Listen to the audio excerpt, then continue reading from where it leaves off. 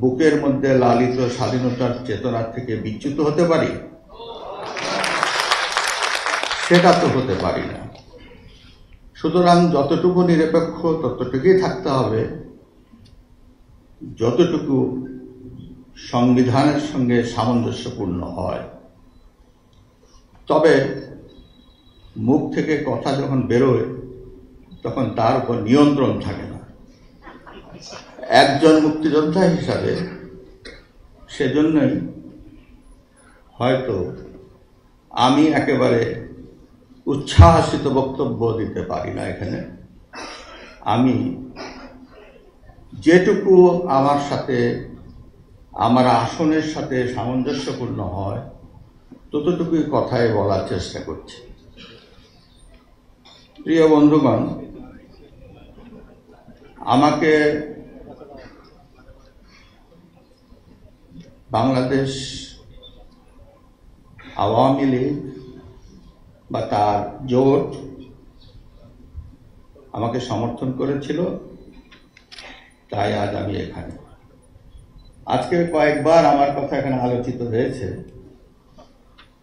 Commission report সম্পর্কে। সেটা ছিল বিচার বিভাগীয় তদন্ত কমিশন, বাংলাদেশ সুপ্রিম কোর্টের রায়। এই আলোকে একটি নির্বাচন পরবর্তী 2001 সালে নির্বাচন পরবর্তী সহিংসতার ব্যাপারে একটি 3 সদস্য বিশিষ্ট একটি বিচার বিভাগীয় কমিটি গঠন করা হয়, কমিশন। সেটা আমি প্রধান ছিলাম। আমার সঙ্গে একজন জয়েন্ট সেক্রেটারি ছিল আর একজন পুলিশের ডিআইজি ছিল। এই 3 সদস্য মিলে আমরা সরকার একটি কমিশন গঠন করে দেয়।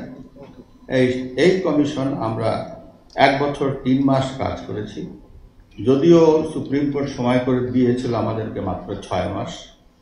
পরে সুপ্রিম কোর্টের বদান্যতায় এবং বারবার আমরা চেষ্টা করে এর সময়কাল 1 বছর 3 মাস নির্ধারিত করা হয়। আমি সারা বাংলাদেশ নয়, 26টি জেলায়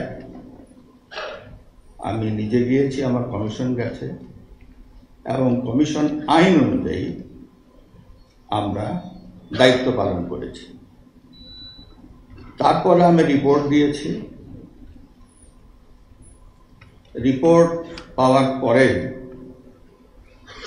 এটা অনেকে বলা হয়েছে প্রকাশ করা হয়নি। না, এটা সত্য নয়। প্রকাশ করা হয়েছে অত্যন্ত কৃপণতার সাথে।